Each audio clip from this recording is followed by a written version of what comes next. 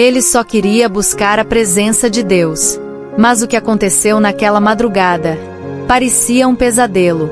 Algo entrou no quarto dele. E não era humano. Só depois eu entendi o porquê. O jejum dele despertou o mundo espiritual. Você já acordou no meio da noite sentindo que não estava sozinho? Aquela sensação de que alguém, ou algo, está te observando. Foi exatamente isso que aconteceu com meu amigo John. Ele começou um simples jejum de 3 dias, buscando apenas se aproximar mais de Deus. Não imaginava que isso iria despertar forças das trevas tão violentas. Quando ele me ligou às 4 da manhã, sua voz tremia. "Tem algo aqui comigo", ele sussurrou. "Posso ouvir respirando, e está frio, muito frio." Tentei acalmá-lo pelo telefone, mas eu sabia exatamente o que estava acontecendo. O jejum dele estava incomodando o inimigo.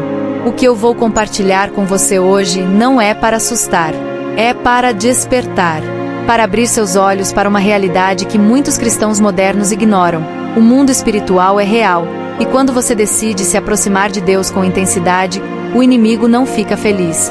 John não era um cristão novo. Ele frequentava a igreja há anos, mas sempre sentiu que algo estava faltando. Ele queria mais profundidade, mais poder, mais da presença de Deus. Foi quando ele decidiu jejuar que as coisas mudaram drasticamente. Na primeira noite, ele teve pesadelos terríveis. Na segunda, acordou sentindo uma pressão no peito, como se algo pesado estivesse sentado sobre ele. Mas foi na terceira noite que o ataque se intensificou. E foi aí que ele me ligou, desesperado, sem entender o que estava acontecendo. Muitos vão dizer que isso é superstição, que são coincidências ou imaginação.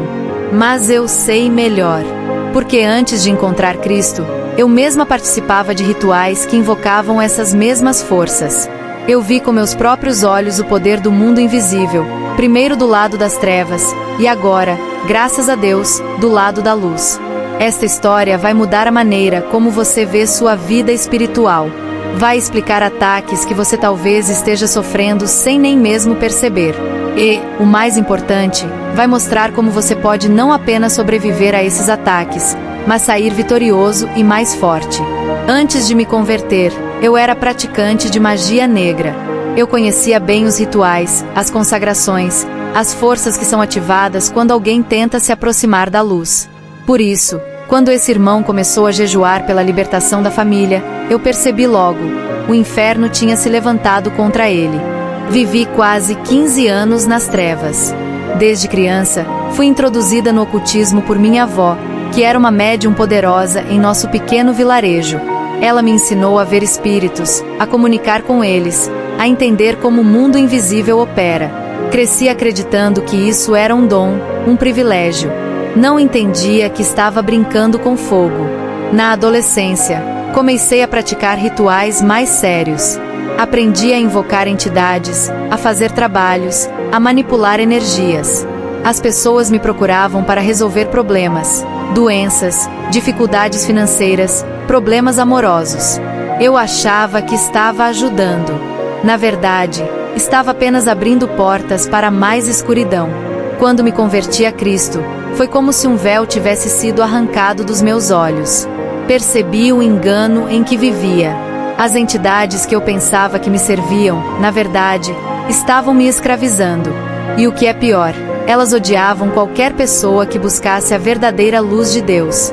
É por isso que entendi imediatamente o que estava acontecendo com John. Quando um cristão decide jejuar, ele está declarando guerra ao reino das trevas. O jejum é como um holofote espiritual. Ele expõe o que estava escondido nas sombras e enfraquece o domínio do inimigo sobre nossa vida. No mundo espiritual, é como se um alarme soasse quando alguém começa um jejum sincero. Os demônios ficam furiosos porque sabem que estão perdendo território. Eles atacam com medo, dúvidas, tentações e, às vezes, manifestações físicas como as que John experimentou. Na minha antiga religião, éramos ensinados a temer e evitar pessoas em jejum. Elas têm proteção especial, dizia minha avó. Os espíritos não conseguem se aproximar facilmente. Era verdade, mas pela razão oposta do que ela pensava. Não era porque os espíritos respeitavam o jejum, mas porque o temiam. Você já passou por isso? Já sentiu algo estranho durante a madrugada, justo quando decide buscar mais a Deus? Já acordou com aquela sensação de peso no peito ou ouviu sons inexplicáveis quando começou um período de mais dedicação espiritual? Muitas pessoas acham que é só coincidência ou imaginação, mas há uma batalha real acontecendo. Lembro-me de como os praticantes da minha antiga religião planejavam ataques específicos contra cristãos que estavam em períodos de jejum e oração. Eram considerados alvos prioritários porque representavam uma ameaça real ao reino das trevas. Muita gente não entende. O jejum não só atrai o favor de Deus, mas também expõe o que estava escondido. Existem demônios que se alimentam da fraqueza espiritual do cristão. E quando ele começa a jejuar, esses espíritos se enfurecem, porque estão perdendo território. Foi o que aconteceu com esse irmão. No terceiro dia de jejum, ele acordou às 3 da manhã sentindo o quarto gelar e ouviu passos, mesmo estando sozinho. O problema é que a maioria das igrejas hoje não prepara os cristãos para essa realidade. Eles ensinam sobre graça, sobre prosperidade, sobre cura, todas coisas maravilhosas e verdadeiras. Mas raramente falam sobre a guerra espiritual que é desencadeada quando um cristão decide realmente levar sua fé a sério. John me descreveu exatamente o que aconteceu naquela terceira noite. Ele tinha ido dormir por volta das 10 da noite, depois de horas de oração. Era o terceiro dia sem comer, bebendo apenas água. Seu corpo estava fraco, mas seu espírito estava mais alerta do que nunca. Às 3 da manhã, a hora que os antigos chamam de hora das trevas, ele acordou repentinamente. A primeira coisa que notou foi o frio. Um frio anormal, mesmo para o inverno. Sua respiração formava pequenas nuvens de vapor no ar do quarto. Depois, foram os sons. Passos lentos, arrastados, que pareciam vir do corredor em direção à sua porta. John morava sozinho. Não tinha animais de estimação. Não havia explicação natural para aqueles sons. A maçaneta da porta começou a girar lentamente. John queria gritar, mas sua voz não saía. Queria se levantar, mas seu corpo parecia paralisado. Era como se uma força invisível o mantivesse preso à cama. A porta se abriu. John me disse que não viu nada entrar, pelo menos não com os olhos físicos. Mas sentiu uma presença maligna, pesada, opressiva, que parecia sugar todo o ar do quarto. O frio intensificou-se ainda mais. E então veio o ataque propriamente dito. Uma pressão esmagadora sobre seu peito, como se algo muito pesado tivesse se sentado sobre ele. John lutava para respirar. Seus pulmões ardiam, implorando por ar. Em sua mente, uma voz sussurrava: "Pare com esse jejum. Você vai morrer se continuar. Desista agora." Foi nesse momento que ele conseguiu sussurrar o nome de Jesus. Não foi um grito poderoso de guerra. Foi apenas um suspiro desesperado: "Jesus, ajuda-me." Mas foi suficiente. A pressão diminuiu o suficiente para ele conseguir alcançar o telefone e me ligar. O que John experimentou não é incomum. Tenho ouvido relatos semelhantes de cristãos em todo o mundo. Quando decidem se aprofundar na fé através do jejum, enfrentam oposição espiritual intensa. Alguns sentem presenças. Outros têm pesadelos terríveis. Alguns até experimentam sintomas físicos como dores inexplicáveis, náuseas ou insônia severa. O problema é que poucos estão preparados para isso. Quando esses ataques vêm, muitos cristãos desistem do jejum, achando que estão fazendo algo errado. Na verdade, é exatamente o oposto. É porque estão fazendo algo certo que o inimigo está tão desesperado para detê-los. O diabo odeia o jejum porque ele corta o combustível da carne. Mas ele também sabe fingir santidade. Muitas vezes, espíritos aparecem durante o jejum para confundir, fazendo o crente achar que está sendo aprovado, quando, na verdade, está sendo testado. No mundo espiritual, eu via quando os demônios eram enviados para perturbar os que começavam a jejuar. Eles sussurravam, criavam medo, pesadelos e até dor física para que a pessoa desistisse antes do rompimento. Deixe-me explicar como funciona este mecanismo de engano. O inimigo conhece a Bíblia melhor do que muitos cristãos. Ele sabe que não pode simplesmente aparecer como um monstro assustador, isso seria óbvio demais.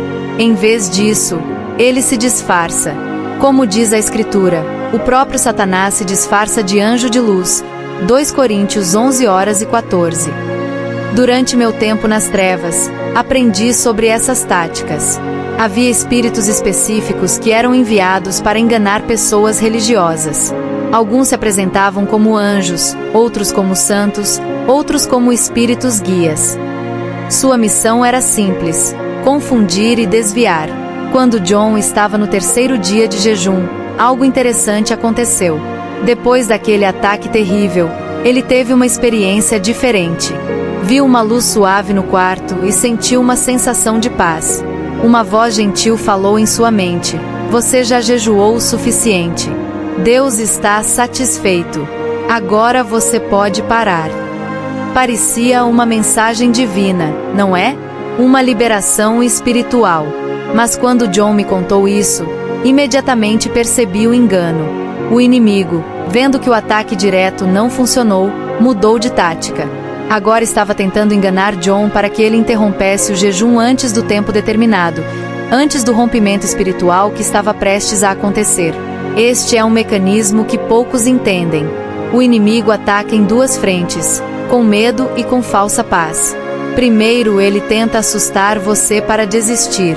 Se isso não funcionar, ele tenta enganá-lo, fazendo-o acreditar que já cumpriu seu propósito espiritual. Na minha antiga religião, aprendíamos sobre os pontos de ruptura espirituais. São momentos em que a persistência em práticas espirituais, como o jejum, leva a uma quebra de barreiras invisíveis. Os antigos praticantes sabiam que havia algo especial que acontecia no 3º dia, no 7º dia, no 21º dia. Eram portais de revelação e poder. É exatamente por isso que o inimigo intensifica seus ataques nesses períodos críticos. Ele sabe que se você persistir, algo vai romper no reino espiritual. Você vai atravessar uma barreira que ele construiu cuidadosamente ao longo dos anos. Os demônios que perturbam aqueles que jejuam são especialistas em criar falsas sensações. Eles podem induzir sintomas físicos que parecem doenças.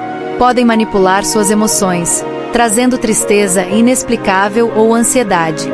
Podem até mesmo criar falsas revelações que parecem espirituais, mas na verdade são projetadas para confundir e desviar.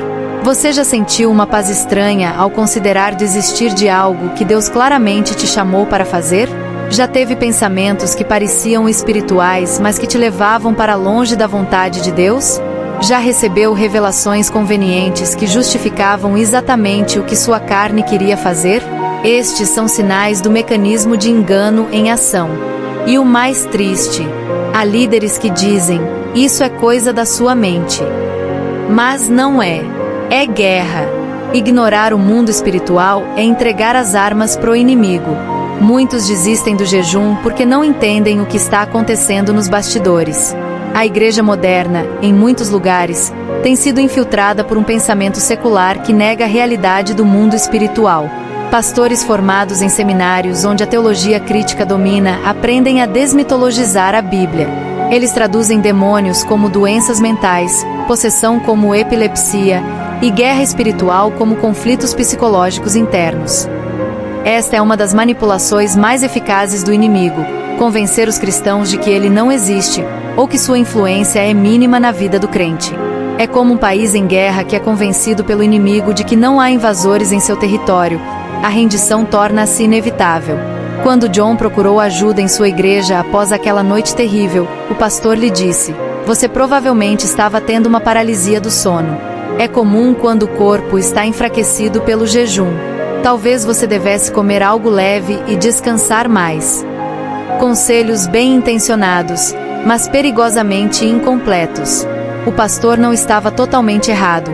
A paralisia do sono é real, e o jejum pode de fato enfraquecer o corpo temporariamente.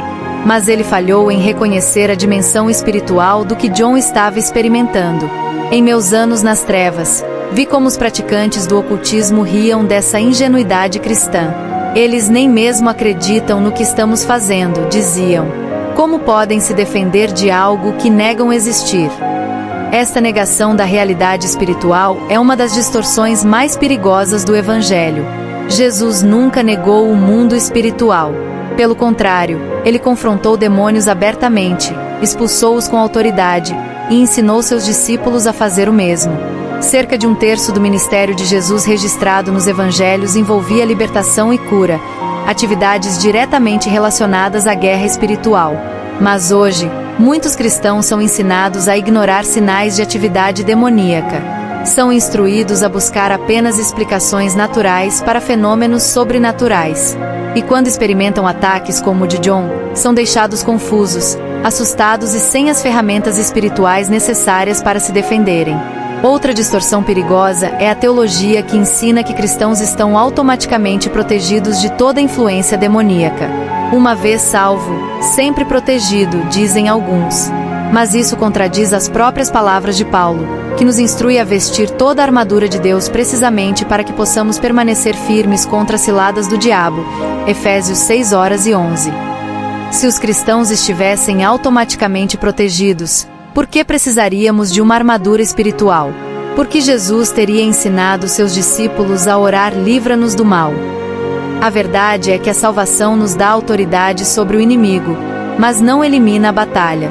Na verdade, muitas vezes a intensifica, porque agora somos uma ameaça ao reino das trevas. Você já ouviu alguém dizer que é exagero falar de batalha espiritual? Já foi desencorajado a considerar a dimensão espiritual dos seus problemas? Já sentiu que sua experiência espiritual foi invalidada por explicações puramente psicológicas ou físicas? Depois desse ataque, esse irmão não parou. Ele continuou orando e jejuando, mesmo tremendo, mesmo com medo. E foi aí que a luz entrou. Na última madrugada, enquanto ele adorava, ele sentiu a presença de Deus expulsar algo do ambiente. Ele chorava e dizia: agora eu entendo. O inimigo estava furioso porque eu estava sendo liberto. John me ligou na manhã seguinte àquela terrível experiência. Sua voz estava diferente, não mais trêmula de medo, mas hesitante com dúvida. Acho que vou parar o jejum, ele disse. Talvez seja demais para mim agora. Eu entendi sua hesitação. O medo é uma arma poderosa. Mas também sabia o que estava em jogo. John, eu disse, você está na beira de um avanço espiritual. O inimigo não atacaria com tanta força se você não estivesse prestes a receber algo poderoso de Deus. Depois de uma longa conversa, John decidiu continuar. Decidiu completar os 7 dias de jejum que havia planejado originalmente. Mas agora, ele estava preparado. Eu ensinei algumas táticas de guerra espiritual que aprendi após minha conversão. Primeiro, a unção do ambiente. Expliquei a John como o óleo na Bíblia simboliza o Espírito Santo, e como a prática de ungir sua casa com óleo, acompanhada de oração, pode estabelecer uma barreira espiritual. Não é magia, é um ato de fé que declara aquele espaço como território de Deus. Segundo, a proclamação da palavra. Ensinei John a falar as Escrituras em voz alta, especialmente salmos de proteção como o Salmo 91. Não como um encantamento, mas como uma declaração de fé nas promessas de Deus. Terceiro, o poder do louvor. Expliquei como o louvor cria um ambiente onde Deus habita, e como os demônios não suportam permanecer onde Deus é adorado genuinamente. Na 4ª noite, John estava preparado. Ele havia ungido seu quarto com óleo. Tinha versículos bíblicos escritos em papéis colados nas paredes. E quando foi dormir, deixou um CD de louvor tocando baixinho. Mais impressionante ainda foi o que aconteceu quando ele foi ao trabalho. Um colega que sempre havia sido hostil a qualquer menção de fé veio até sua mesa. Com lágrimas nos olhos, ele perguntou: há algo diferente em você hoje? O que mudou? E, você poderia orar por mim? John estava testemunhando os frutos do seu jejum. Não apenas libertação pessoal, mas também um novo nível de unção para impactar os outros. O que o inimigo havia tentado impedir através daqueles ataques noturnos era exatamente isso, um avanço espiritual que teria ramificações além da vida de John. O jejum não é uma prática religiosa vazia. Não é uma dieta espiritual ou uma forma de manipular Deus. É um ato de humildade e submissão que posiciona nosso espírito para receber o que Deus já quer nos dar. É como limpar uma antena para melhor recepção. O sinal sempre esteve lá, mas agora podemos captá-lo claramente. Os ataques que John sofreu eram apenas confirmação de que algo poderoso estava prestes a acontecer. O inimigo não teria reagido com tanta força se não houvesse algo significativo em jogo. Isso me lembra de uma verdade que descobri após minha conversão. Muitas vezes, a intensidade da batalha indica a importância da vitória que está por vir. As maiores oposições precedem os maiores avanços. Nos meses seguintes, vi a vida de John se transformar completamente. Seu casamento, que estava à beira do colapso, foi restaurado. Sua saúde melhorou significativamente. Ele recebeu uma promoção inesperada no trabalho. Mas mais importante que tudo isso, sua intimidade com Deus atingiu um nível que ele nunca havia experimentado antes. Tudo isso começou com uma decisão, a decisão de jejuar, de buscar a Deus com todo o coração, e de não desistir mesmo quando o inferno se levantou contra ele. Se esta mensagem tocou seu coração, se você reconheceu alguma dessas batalhas em sua própria vida, quero que saiba que não está sozinho. Milhares de cristãos ao redor do mundo estão despertando para a realidade da guerra espiritual e descobrindo o poder do jejum. Agora, antes de encerrar, quero oferecer uma oração por aqueles que permaneceram até aqui. Esta oração é especialmente para você que está enfrentando batalhas espirituais e precisa de força para perseverar. Pai Celestial, venho diante de Ti em nome de Jesus, para interceder pelo meu irmão, minha irmã que está assistindo este vídeo.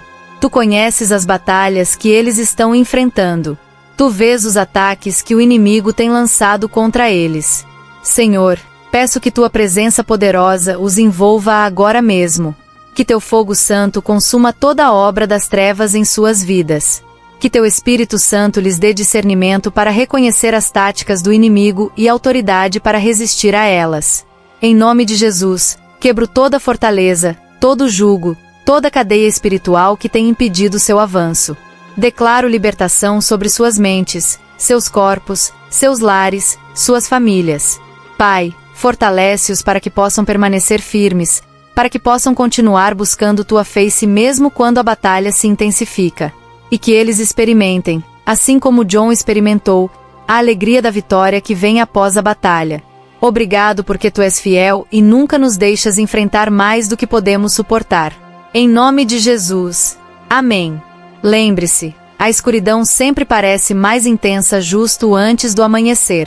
Se você está enfrentando ataques intensos, pode ser sinal de que seu amanhecer espiritual está próximo. Não desista. E se este testemunho abençoou sua vida, não saia sem deixar seu like e se inscrever no canal. Temos uma playlist completa sobre libertação espiritual que com certeza vai te ajudar a crescer em sua caminhada com Deus. O link está aparecendo agora no seu card. Clique e continue sua jornada de libertação e crescimento espiritual. Até o próximo vídeo. Que Deus te abençoe e te guarde.